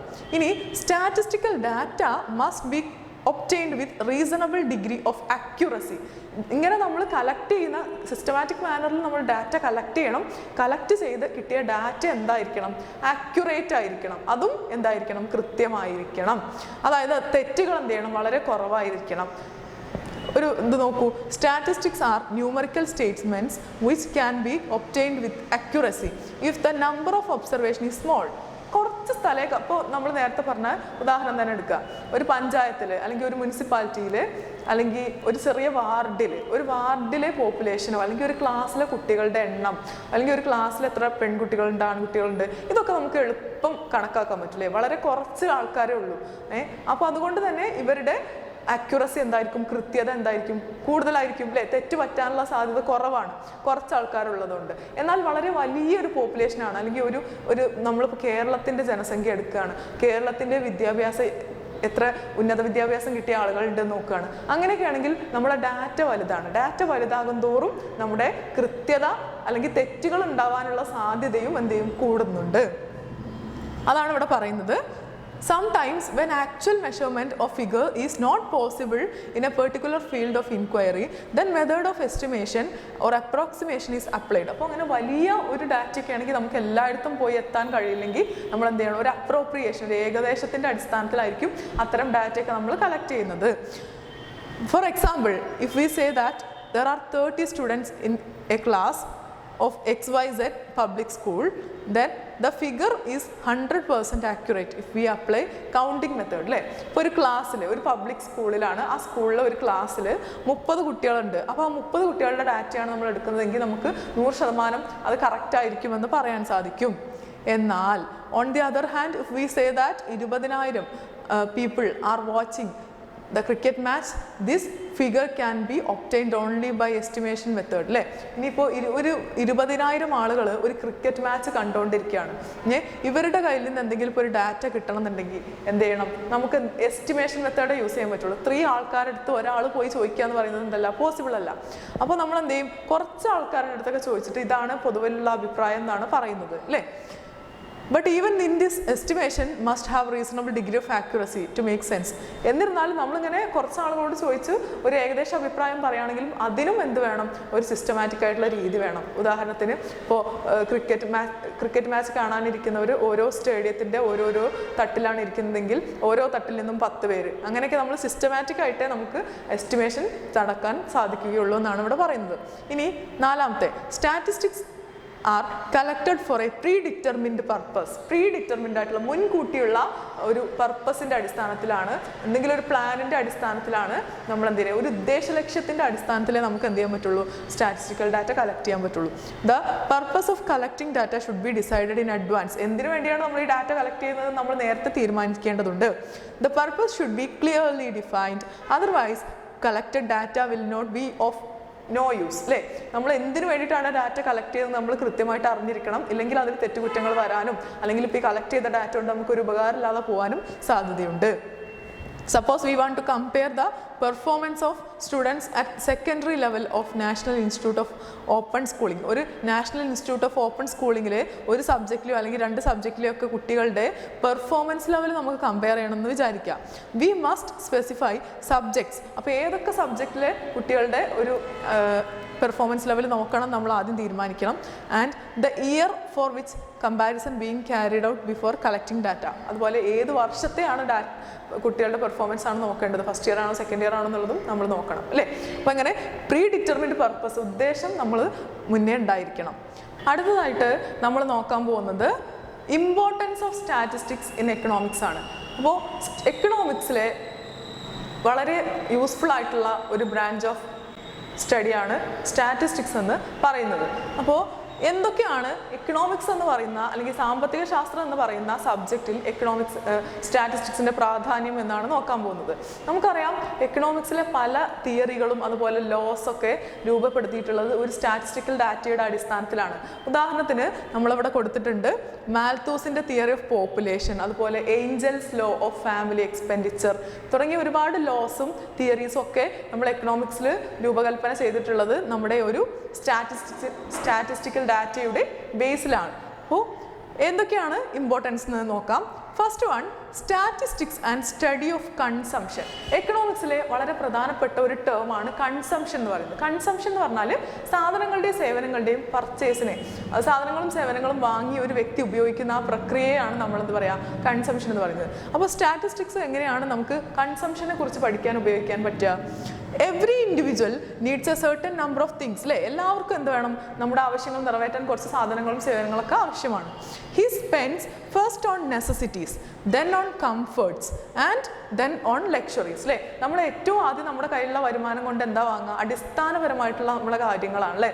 ഭക്ഷണത്തിനും വസ്ത്രത്തിനൊക്കെ വേണ്ടിയിട്ടാണ് നമ്മൾ ഏറ്റവും ആദ്യം ചിലവാക്കുക. പിന്നെ നമ്മൾ എന്ത് ചെയ്യും, കംഫർട്ട് ഗുഡ്സിന് വേണ്ടി ചിലവാക്കും. കംഫർട്ട് പറഞ്ഞാൽ നമ്മുടെ ജീവിതം കുറച്ചും കൂടി സുഖകരമാക്കുന്ന ഗുഡ്സിന് വേണ്ടിയിട്ട്. പിന്നെ നമ്മൾ എന്ത് ചെയ്യും, ലക്ഷറിയസ് ഗുഡ്സ് വാങ്ങും, അല്ലേ? ആഡംബര കാറുകളും വാച്ചുകളൊക്കെ കുറച്ചും കൂടി നമ്മുടെ കയ്യിൽ വരുമാനം വരുമ്പോൾ നമ്മൾ വാങ്ങും. അങ്ങനെയാണ് ചെയ്യുന്നത്. Which depend on his income, അല്ലേ? നമ്മുടെ വരുമാനത്തിനനുസരിച്ചിരിക്കും നമ്മൾ എത്ര വാങ്ങുന്നു, ഏതൊക്കെ വാങ്ങുന്നില്ല എന്നൊക്കെ ഉള്ളത്. We discover how different groups spend their income on different items of consumption with the help of statistics.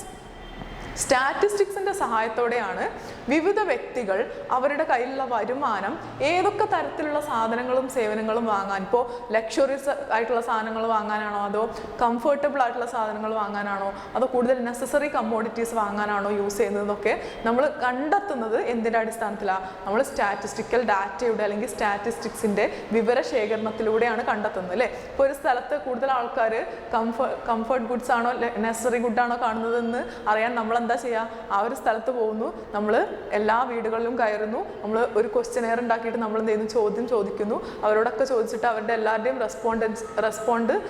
Response നമ്മൾ എന്ത് ചെയ്യും, നമ്മൾ മൊത്തം ഒന്ന് ക്രോഡീകരിച്ചിട്ടാണ് നമ്മൾ എന്ത് പറയാം, ഈ സ്ഥലത്തെ ഭൂരിഭാഗം ആളുകളും ലക്ഷറി കമ്മോഡിറ്റീസ് ഒക്കെ വാങ്ങുന്ന ആൾക്കാരാണ്, അല്ലെങ്കിൽ ഈ ഭാഗത്തുള്ള ആളുകളൊക്കെ അടിസ്ഥാന ആവശ്യങ്ങളായിട്ടുള്ള സാധനങ്ങൾ മാത്രമേ വാങ്ങാറുള്ളൂ, ഇങ്ങനെയൊക്കെ നമുക്ക് പറയാൻ പറ്റുക, അല്ലേ? അപ്പോൾ സ്റ്റാറ്റിസ്റ്റിക്സ് നമുക്ക് കൺസംഷൻ പഠിക്കാൻ വേണ്ടി ഉപയോഗിക്കാം. അടുത്തതായിട്ട് statistics and study of production. Production എന്ന് പറഞ്ഞാൽ സാധനങ്ങളുടെയും സേവനങ്ങളുടെയും ഗുഡ്സിൻ്റെയും സർവീസസിൻ്റെയും പ്രൊഡ്യൂസ് ചെയ്യുന്ന ആ പ്രോസസ്സിനെ നമ്മൾ പറയുന്നതാണ് production. The progress of production every year can easily be measured by statistics. ഓരോ വർഷം കഴിയുന്തോറും പ്രൊഡക്ഷൻ കൂടാണ്, ഒരു സമ്പദ് വ്യവസ്ഥയിൽ അല്ലെങ്കിൽ ഒരു എക്കോണമിയിൽ പ്രൊഡക്ഷൻ കൂടാണോ കുറയാണോ എന്നൊക്കെ നമുക്ക് സ്റ്റാറ്റിസ്റ്റിക്സിൻ്റെ ഹെൽപ്പോട് കൂടി കണ്ടെത്താനാകും. The comparative study of productivity of various elements of production is also done with the help of statistics. അപ്പോൾ ഓരോ വിവിധ സെക്ടർ എക്കോണമിയിൽ നമുക്കറിയാം, നമ്മുടെ എക്കോണമിയിൽ വിവിധ സെക്ടേഴ്സ് ഉണ്ട്, അല്ലേ? അഗ്രികൾച്ചർ, സർവീസ് ഉണ്ട്, അതുപോലെ ഇൻഡസ്ട്രി, അല്ലെ? വ്യാവസായിക മേഖല, കാർഷിക മേഖല, സേവന മേഖലയൊക്കെ ഉണ്ട്. അപ്പോൾ ഓരോ സെക്ടറിലും എത്രത്തോളം പ്രൊഡക്ടിവിറ്റി നടക്കുന്നുണ്ട് അല്ലെങ്കിൽ പ്രൊഡക്ഷൻ നടക്കുന്നുണ്ട് എന്ന് നമുക്ക് കമ്പയർ ചെയ്യാനും നമുക്ക് താരതമ്യപ്പെടുത്താനും നമുക്ക് എന്ത് ചെയ്യാൻ പറ്റും, സ്റ്റാറ്റിസ്റ്റിക്സിന് ഉപയോഗിക്കാൻ സാധിക്കും. The statistics of production are very helpful for adjustment of demand and supply. അപ്പോൾ എത്ര ഉൽപ്പാദിപ്പിക്കണം, ഇനി എത്ര ഡിമാൻഡ് ഉണ്ടാവാൻ സാധ്യതയുണ്ട്, അല്ലെങ്കിൽ എത്ര സപ്ലൈ ചെയ്യണം മാർക്കറ്റിലേക്ക്, ഇതൊക്കെ തീരുമാനിക്കാൻ സ്റ്റാറ്റിസ്റ്റിക്സ് വളരെയധികം സഹായകരമാണ്. അടുത്തതായിട്ട് statistics and study of exchange. സാധനങ്ങളുടെ സേവനങ്ങളുടെയൊക്കെ കൈമാറ്റം. എക്സ്ചേഞ്ചിന് നമുക്ക് എങ്ങനെ സ്റ്റാറ്റിസ്റ്റിക്സ് പഠിക്കാം, എക്സ്ചേഞ്ചിനെ കുറിച്ച് പഠിക്കാൻ നമുക്ക് എങ്ങനെ സ്റ്റാറ്റിസ്റ്റിക്സ് യൂസ് ചെയ്യാം. Production is based on national and international demand, അല്ലേ? നമ്മളൊരു സാധനം പ്രൊഡ്യൂസ് ചെയ്യുമ്പോൾ അത് ഇപ്പോഴത്തെ എല്ലാ രാജ്യങ്ങളും എന്താണ്, ബാക്കിയുള്ള പുറം രാജ്യങ്ങളുമായിട്ട് ട്രേഡ് റിലേഷൻസ് ഒക്കെ ഉള്ള രാജ്യങ്ങളാണ്, അല്ലേ? ഒരു നേഷനും ക്ലോസ്ഡ് എക്കോണമി അല്ല, അതായത് വിദേശ ശക്തികൾക്ക് മുമ്പിൽ മാർക്കറ്റ് തുറന്നു കൊടുക്കാത്ത ഒരു നേഷനും ഇന്ന് നിലവിലില്ല. എല്ലാവരും ഗ്ലോബലൈസേഷൻ, ആഗോളവൽക്കരണത്തിൻ്റെയൊക്കെ ഫലമായിട്ട് നമുക്ക് എന്ത് കിട്ടും, നമുക്ക് വേണമെങ്കിൽ ജർമ്മനിയിലെ പ്രൊഡക്ട്സ് കിട്ടും, കൊറിയയിലെ പ്രൊഡക്ട്സ് ഒക്കെ നമുക്ക് ഇവിടെ ഇന്ത്യയിൽ കിട്ടും, അല്ലേ? അതുപോലെ തന്നെ ഇന്ത്യൻ ബ്രാൻഡ്സിൻ്റെ പ്രൊഡക്റ്റ് ഈ രാജ്യങ്ങളിലും നമുക്ക് കിട്ടും. അപ്പോൾ എല്ലാ രാജ്യങ്ങളും പരസ്പരം ട്രേഡ് റിലേഷൻസ് ഉണ്ട്. അപ്പോൾ ഒരു നമ്മുടെ പ്രൊഡക്ഷൻ എന്തിൻ്റെ ബേസിലായിരിക്കണം, നമുക്കൊരു സാധനം പ്രൊഡ്യൂസ് ചെയ്യുകയാണെങ്കിൽ അത് നമ്മുടെ മാർക്കറ്റിൽ, ഇന്ത്യൻ മാർക്കറ്റിൽ എത്ര പോവും, അതുപോലെ ഫോറിൻ മാർക്കറ്റിൽ എത്ര പോവും, അതിനെത്ര ഡിമാൻഡ് ഉണ്ട് എന്നൊക്കെ നമ്മൾ നോക്കേണ്ടിയിരിക്കുന്നു, അല്ലേ? അതാണ് ഇവിടെ പറയുന്നത്. A producer needs statistics for deciding cost of production and selling price. അപ്പോൾ എത്ര ചിലവാകും നമുക്ക് പ്രൊഡ്യൂസ് ചെയ്യാൻ, അതുപോലെ എത്രയായിരിക്കണം നമ്മുടെ സാധനത്തിൻ്റെ അല്ലെങ്കിൽ സേവനത്തിൻ്റെ വില, പ്രൈസ് എത്രയായിരിക്കണം, ഇതൊക്കെ നമ്മൾ തീരുമാനിക്കുന്നത് നമ്മൾ സ്റ്റാറ്റിസ്റ്റിക്സിലൂടെയാണ്. അതായത് മുൻപുള്ള കമ്പനികൾ അല്ലെങ്കിൽ നമ്മുടെ കോമ്പറ്റീറ്റേഴ്സ് ആയിട്ടുള്ള ഒരുപാട് കമ്പനികൾ ഉണ്ടാവുമല്ലോ, ആ കമ്പനികൾ എത്രയാണ് വില നിശ്ചയിച്ചിട്ടുള്ളത്, അതൊക്കെ നമുക്ക് ഡാറ്റ കളക്ട് ചെയ്യുമ്പോഴാണ് കിട്ടുക അല്ലേ. അപ്പോൾ അവർക്ക് ലാഭമായിരുന്നോ നഷ്ടമായിരുന്നോ, എങ്ങനെയാണ് അവർ മാർക്കറ്റിൽ സർവൈവ് ചെയ്യുന്നത് തുടങ്ങിയൊക്കെ സ്റ്റാറ്റിസ്റ്റിക്സിൻ്റെ അടിസ്ഥാനത്തിലാണ് നമ്മൾ കണ്ടെത്തുന്നത്. അപ്പോൾ so that he can study competition and demand for of the commodity in market അല്ലേ. എത്രത്തോളം മത്സരം ഒരു മാർക്കറ്റിലുണ്ട്, ഒരു സാധനത്തിൻ്റെ മാർക്കറ്റിലുണ്ട്. ഇപ്പോൾ ഒരു മൊബൈൽ ഫോണിൻ്റെ ഇൻഡസ്ട്രി ആണെന്നുണ്ടെങ്കിൽ മൊബൈൽ ഫോൺ ഇൻഡസ്ട്രിയിൽ എത്രത്തോളം ബ്രാൻഡുകൾ തമ്മിലുള്ള കോമ്പറ്റീഷൻ ഉണ്ടെന്ന് മനസ്സിലാക്കാൻ നമ്മൾ എന്ത് ചെയ്താൽ മതി, നമ്മൾ അതിനെക്കുറിച്ചൊരു സ്റ്റഡി നടത്തിയാൽ മതി. അപ്പോൾ നമ്മൾ എന്ത് ചെയ്യണം, ഡാറ്റ കളക്ട് ചെയ്യണം, കിട്ടിയ ഡാറ്റയെ നമ്മൾ അനലൈസ് ചെയ്യണം, അനലൈസ് ചെയ്തിട്ട് നമ്മൾ ആ ഡാറ്റയെ വ്യാഖ്യാനിച്ചിട്ട് ഒരു റിസൾട്ട് പ്രഖ്യാപിക്കുക വേണം അല്ലേ. അപ്പം അതൊക്കെ എന്തിൻ്റെ ഭാഗമാണ്, നമ്മുടെ സ്റ്റാറ്റിസ്റ്റിക്സിൻ്റെ ഭാഗമാണ്. ഓക്കെ,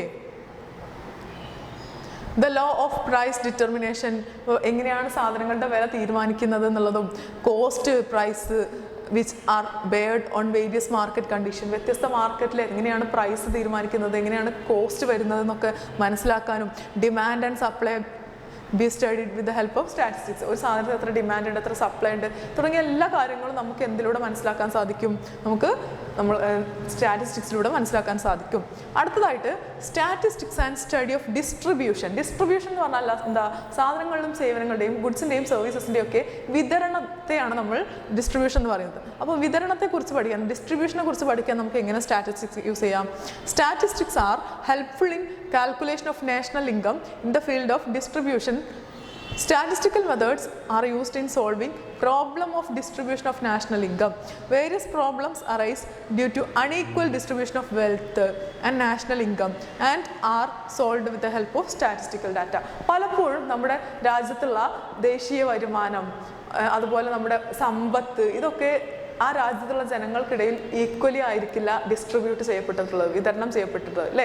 ചില ആളുകൾക്ക് നല്ല വെൽത്ത് ഉണ്ടായിരിക്കും, ചില ആളുകൾ തീരെ വെൽത്തില്ലാതെ, സീറോ വെൽത്തിൽ, സമ്പത്ത് തീരെ ഇല്ലാതെ ഭിക്ഷാടകരൊക്കെ ആയിട്ട് ജീവിക്കുന്ന ഒരുപാട് ആളുകൾ ഉണ്ടാവും അല്ലേ. അപ്പോൾ ഇവർ തമ്മിലുള്ള ഈ ഒരു ഗ്യാപ്പ് എത്രത്തോളം ഉണ്ടെന്ന് മനസ്സിലാക്കാനും, അതുപോലെ നാഷണൽ ഇൻകത്തിൻ്റെ ഡിസ്ട്രിബ്യൂഷനിലുള്ള ഗ്യാപ്പ് മനസ്സിലാക്കാനും ഒക്കെ നമുക്ക് എന്ത് യൂസ് ചെയ്യാൻ പറ്റും, സ്റ്റാറ്റിസ്റ്റിക്സ് യൂസ് ചെയ്യാൻ സാധിക്കുന്നതാണ്. അടുത്തതായിട്ട് കൺസ്ട്രക്ഷൻ ഓഫ് എക്കണോമിക് തിയറീസ്. എക്കണോമിക്സിൽ കുറേ തിയറി നമ്മൾ ഫസ്റ്റ് തന്നെ പറഞ്ഞു അല്ലേ, കുറേ തിയറീസ് വരുന്നുണ്ട്. ഈ തിയറീസൊക്കെ എങ്ങനെയാണ് കൺസ്ട്രക്ട് ചെയ്യുന്നത്, എങ്ങനെയാണ് നിർമ്മിക്കുന്നത് എന്ന് മനസ്സിലാക്കാൻ നമുക്ക് സ്റ്റാറ്റിസ്റ്റിക്സ് യൂസ് ചെയ്യാൻ പറ്റും. അല്ലെങ്കിൽ ഇത്തരം തിയറീസൊക്കെ നിർമ്മിക്കാൻ നമുക്ക് എന്ത് വേണം, പുതിയ പുതിയ തിയറീസൊക്കെ ഉണ്ടാക്കാൻ നമുക്ക് സ്റ്റാറ്റിസ്റ്റിക്സ് അല്ലെങ്കിൽ ഡാറ്റ ആവശ്യമാണ്. And economic theory is first developed on the basis of what we observe in real life അല്ലേ. നമ്മുടെ ജീവിതത്തിൽ, നമ്മുടെ നിത്യജീവിതത്തിൽ, നമ്മുടെ റിയൽ ലൈഫിൽ നമ്മൾ എന്താണ് കാണുന്നത് എന്നതിൻ്റെ അടിസ്ഥാനത്തിലാണ് നമ്മൾ തിയറിയൊക്കെ രൂപപ്പെടുത്തുന്നത്. It is then approved or disapproved by analysis of statistical data relevant to observation അല്ലേ. ഇപ്പം നമ്മൾ എന്തെങ്കിലും ഒരു പുതിയ കാര്യം നമ്മുടെ ചുറ്റുപാടുള്ളതിൽ കണ്ടെത്തുകയാണെന്നുണ്ടെങ്കിൽ ആദ്യം നമ്മൾ എന്ത് ചെയ്യും, അത് ശരിയാണോ തെറ്റാണോ എന്ന് പ്രൂവ് ചെയ്യാൻ വേണ്ടി നമ്മൾ എന്ത് ചെയ്യും, ഡാറ്റ കളക്ട് ചെയ്യും അല്ലേ, സ്റ്റാറ്റിസ്റ്റിക്കൽ ഡാറ്റ കളക്ട് ചെയ്യും. For example, it is observed that consumers demand less for higher price അല്ലേ. നമ്മൾ പൊതുവെ പറയാറുണ്ട്, കൺസ്യൂമേഴ്സ് ഒരു സാധനത്തിൻ്റെ വില കൂടുമ്പോൾ കൺസ്യൂമേഴ്സ് കുറച്ചേ വാങ്ങുള്ളൂ, കൺസ്യൂം ചെയ്യുള്ളൂ എന്ന് പറയാറുണ്ട്. This observation takes the shape of a theory when it is confirmed from actual statistical data that consumers really demand less at higher price. ഇതെങ്ങനെയാണ്, ഈ ഒരു സാധനം നമ്മൾ റിയൽ ലൈഫിൽ കാണുന്നതാണ്. ഇതൊരു തിയറി ആകണമെങ്കിൽ എന്ത് ചെയ്യണം, നമ്മൾ സ്റ്റാറ്റിസ്റ്റിക്കൽ ഡാറ്റ, അതിന് പ്രൂവ് ചെയ്യുന്ന ഡാറ്റ നമ്മൾ പ്രസൻറ്റ് ചെയ്യണം അല്ലേ. അതിന് തെളിയിക്കാൻ വേണ്ട ഡാറ്റ എങ്ങനെ നമുക്ക് കിട്ടും, നമ്മൾ എന്ത് ചെയ്യാം, ഒരു ലൊക്കാലിറ്റി എടുത്തിട്ട് ആ ലൊക്കാലിറ്റിയിലെ കുറച്ച് കൺസ്യൂമേഴ്സിനോട് നിങ്ങളൊരു സാധനത്തിൻ്റെ വില കൂടുമ്പോൾ അത് കുറച്ച് വാങ്ങാനുള്ള സാധ്യതയുണ്ടോ എന്നുള്ള ചോദ്യങ്ങൾ ചോദിക്കും അല്ലേ. അപ്പോൾ അങ്ങനെ ഒരുപാട് മെജോറിറ്റി ആൾക്കാരും യെസ് ആണ് പറയുന്നുണ്ടെങ്കിൽ നമുക്ക് എന്ത് ചെയ്യാൻ പറ്റും, സ്റ്റാറ്റിസ്റ്റിക്കൽ ഡാറ്റയുടെ ബേസിൽ നമുക്ക് പറയാൻ പറ്റും ഇത്രയും ആളുകൾ ഇങ്ങനെയാണ് പറയുന്നത് എന്നുള്ളത് കൊണ്ട് തന്നെ ഒരു റാഷണൽ കൺസ്യൂമർ എന്താ ചെയ്യുക, ഒരു സാധനത്തിൻ്റെ വില കൂടുമ്പോൾ അത് കുറച്ചേ വാങ്ങാൻ സാധ്യതയുള്ളൂ എന്ന് പറയാം. അപ്പോൾ അതെന്തായി, ഒരു തിയറിയായി. അങ്ങനെ തിയറീസ് കൺസ്ട്രക്ട് ചെയ്യാൻ നമ്മളെ സ്റ്റാറ്റിസ്റ്റിക്സ് ഹെൽപ്പ് ചെയ്യും. ഇൻ എക്കണോമിക് പ്ലാനിങ് പ്ലാനിങ്ങിന് വേണ്ടിയിട്ട് ആസൂത്രണം ചെയ്യാൻ വേണ്ടി നമുക്ക് സാമ്പത്തിക ആസൂത്രണം ചെയ്യാൻ വേണ്ടി സ്റ്റാറ്റിസ്റ്റിക്സ് യൂസ് ചെയ്യാം. Statistics is an important tool of economic planning. Planners use statistical data to formulate policies of economic development. നമ്മുടെ രാജ്യത്തിൻ്റെ സാമ്പത്തിക വികസനത്തിനൊക്കെ വേണ്ടിയിട്ട് ഒരുപാട് പോളിസീസ് ഗവൺമെൻറ് പലപ്പോഴും ചെയ്യാറുണ്ട് അല്ലേ. അങ്ങനെ പോളിസീസ് രൂപകൽപ്പന ചെയ്യാൻ വേണ്ടി നമുക്ക് സ്റ്റാറ്റിസ്റ്റിക്കൽ ഡാറ്റ യൂസ് ചെയ്യാൻ സാധിക്കും. For example, India is an over populated country. നമുക്കറിയാം ജനസംഖ്യയുടെ കാര്യത്തിൽ ഇപ്പോൾ നമ്മൾ ചൈനയെ വെട്ടിച്ച് നമ്മൾ 1-ാം സ്ഥാനത്തായിട്ട് നിൽക്കുകയാണ് അല്ലേ. How the extent of over population can be revealed by data on population and resources available to support the population. അല്ലേ, നമ്മൾ ഇന്ത്യയുടെ പോപ്പുലേഷൻ ഏറ്റവും ഫസ്റ്റ് ആണ് നമ്മൾ എങ്ങനെ അറിഞ്ഞത്? നമ്മൾ ഡാറ്റയുടെ അടിസ്ഥാനത്തിലാണ് അല്ലേ, സ്റ്റാറ്റിസ്റ്റിക്കൽ ഡാറ്റയുടെ അടിസ്ഥാനത്തിലാണ് അറിഞ്ഞത്.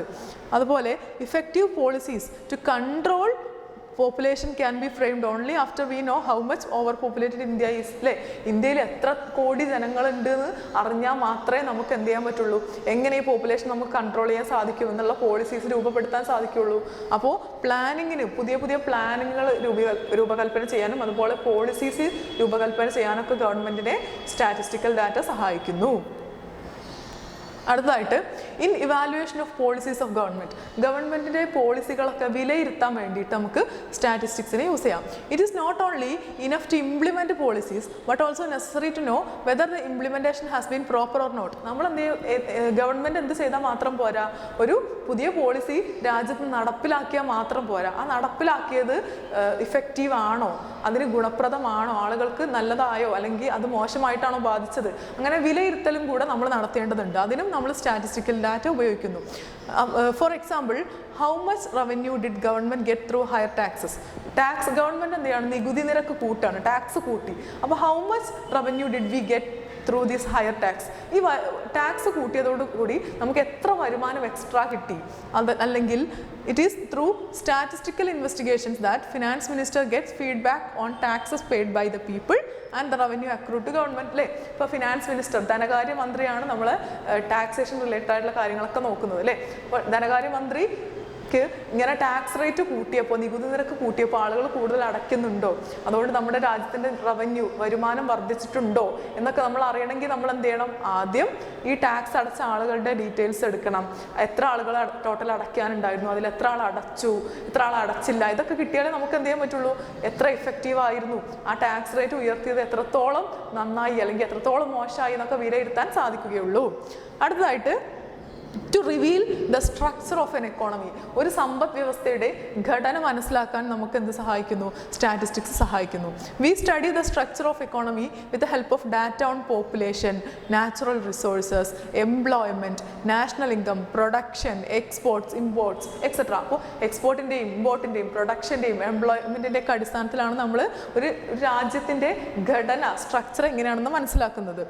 The statistical knowledge about these helps as to know about the structure of economy and changes in the structure of economy. ഇപ്പോൾ നമ്മുടെ രാജ്യത്തിൻ്റെ പോപ്പുലേഷൻ കൂടുകയാണോ കുറയാണോ, അല്ലെങ്കിൽ രാജ്യത്തെ തൊഴിലവസരങ്ങൾ കൂടുകയാണോ കുറയാണോ, നമ്മുടെ രാജ്യത്തിൻ്റെ വളർച്ച സാമ്പത്തിക വളർച്ച ഉണ്ടോ, ദേശീയ വരുമാനത്തിൽ വർധനവുണ്ടോ തുടങ്ങിയ എല്ലാ കാര്യങ്ങളും അറിഞ്ഞാലേ നമുക്കൊരു രാജ്യത്തിൻ്റെ ഘടന എന്താണെന്നും എങ്ങോട്ടാണ് ആ രാജ്യം പോകുന്നതെന്നൊക്കെ മനസ്സിലാവുള്ളൂ. അപ്പോൾ ഇതിനും നമുക്ക് എന്ത് വേണം, സ്റ്റാറ്റിസ്റ്റിക്കൽ ഡാറ്റ വേണം. സ്റ്റാറ്റിസ്റ്റിക്സ് ഹെൽപ്പ് ചെയ്യുന്നുണ്ട്. അപ്പോൾ നമ്മൾ ഇത്രയും ആണ് പഠിച്ചിട്ടുള്ളത്. ഇമ്പോർട്ടൻസ് ഓഫ് സ്റ്റാറ്റിസ്റ്റിക്സ് അല്ലേ, നമ്മൾ എന്തിന് സ്റ്റാറ്റിസ്റ്റിക്സ് എന്ന് പറയുന്ന ഈ ഒരു മൈനർ ഡിസിപ്ലിൻ പഠിക്കണം, അല്ലെങ്കിൽ എത്രത്തോളം നമ്മുടെ റിയൽ ലൈഫിലൊക്കെ സ്റ്റാറ്റിസ്റ്റിക്സിന് പ്രാധാന്യമുണ്ട് എന്നൊക്കെയാണ് നമ്മൾ പഠിച്ചിട്ടുള്ളത്. അപ്പോൾ ഈ ഒരു ക്ലാസ്സിലൂടെ നമ്മൾ എന്താണ് സ്റ്റാറ്റിസ്റ്റിക്സ് എന്ന് പറഞ്ഞു, അതിൻ്റെ ഒറിജിൻ പറഞ്ഞു, ഡെഫിനിഷൻ പറഞ്ഞു, മീനിങ് പറഞ്ഞു അല്ലേ, സിംഗുലർ സെൻസിലും പ്ലൂറൽ സെൻസിലുള്ള മീനിങ് പറഞ്ഞു. അതിനുശേഷം ഫീച്ചേഴ്സ് ഓഫ് സ്റ്റാറ്റിസ്റ്റിക്കൽ ഡാറ്റ എന്താണെന്ന് പറയുകയുണ്ടായി. അവസാനമായിട്ട് നമ്മൾ ഇമ്പോർട്ടൻസ് ഓഫ് സ്റ്റാറ്റിസ്റ്റിക്കൽ ഡാറ്റയും ഡിസ്കസ് ചെയ്തു അല്ലേ. അപ്പോൾ ഇനി അടുത്ത ഭാഗമായിട്ട് നമുക്ക് അടുത്ത ക്ലാസ്സിൽ കാണാം. Okay, see you all.